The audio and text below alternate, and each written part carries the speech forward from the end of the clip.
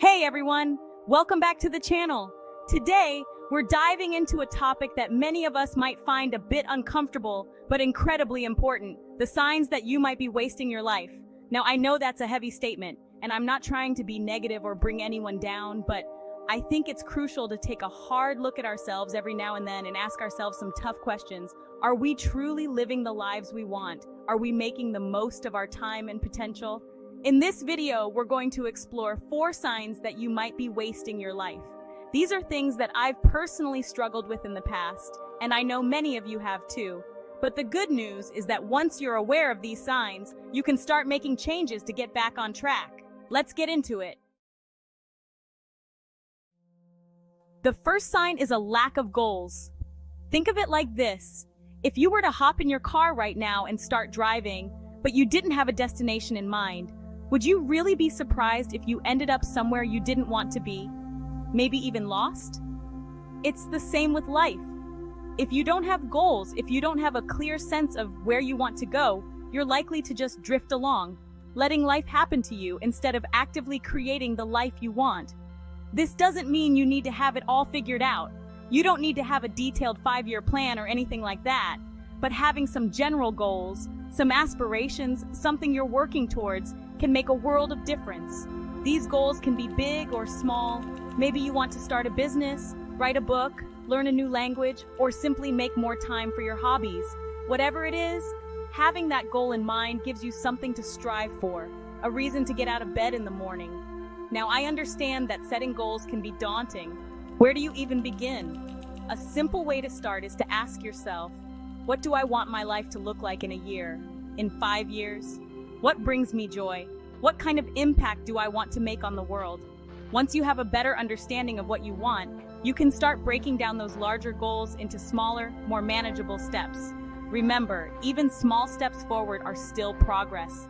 The key here is to be intentional with your time and energy. It's easy to get caught up in the day-to-day grind and lose sight of the bigger picture.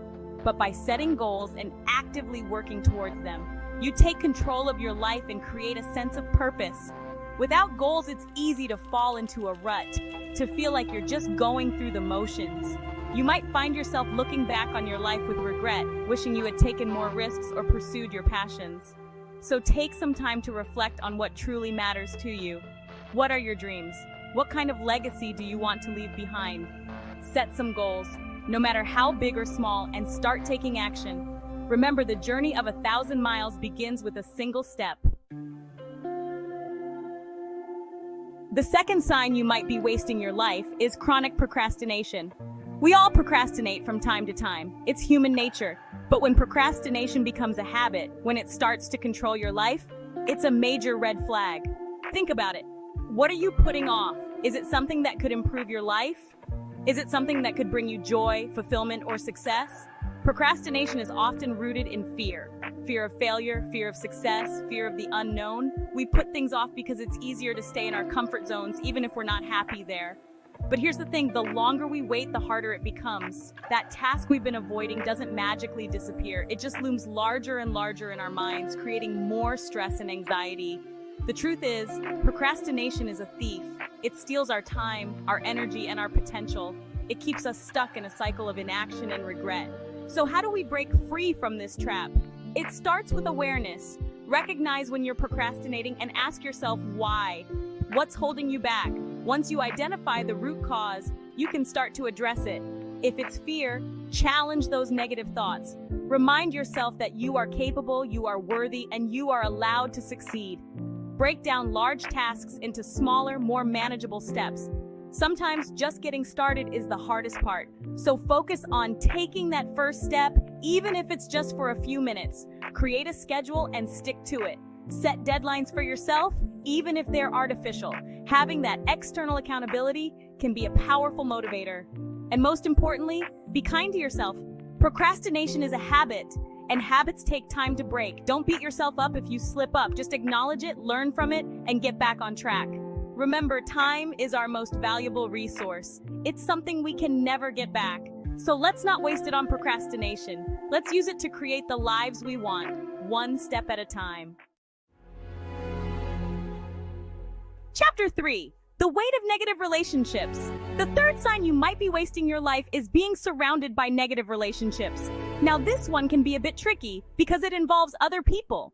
But it's essential to remember that the people we surround ourselves with have a profound impact on our lives. Think about the people you spend the most time with. Do they lift you up or drag you down? Do they inspire you to be your best self? Or do they drain your energy and leave you feeling depleted? Toxic relationships can take many forms. It could be a friend who's always negative, a family member who constantly criticizes you, or a partner who doesn't support your dreams. These relationships can be incredibly damaging to our mental and emotional well-being. They can erode our self-esteem, make us doubt ourselves, and prevent us from pursuing our goals. Now, I'm not saying you need to cut off everyone in your life who's going through a tough time or who has a different perspective than you. But it's crucial to be mindful of the energy you allow into your life. Take some time to evaluate your relationships. Are they healthy and supportive? Do they bring you joy? Or do they leave you feeling drained and negative? If you realize that you're in a toxic relationship, it's important to set boundaries. This might mean limiting your contact with that person, having an honest conversation about your needs, or even walking away from the relationship altogether. I know that's easier said than done, especially when it comes to family or close friends. But remember, you deserve to be surrounded by people who love and support you, people who want to see you succeed. Surrounding yourself with positive, uplifting people can be transformative. It's like having a personal cheerleading squad, encouraging you to be your best self. These people will celebrate your victories with you, offer support during challenging times, and inspire you to reach your full potential. They'll challenge you to grow, hold you accountable, and remind you of your worth. So choose your relationships wisely. Surround yourself with people who lift you up, who inspire you, and who make you feel good about yourself. Life is too short to waste it on relationships that drain your energy and hold you back. Chapter 4. The body keeps the score.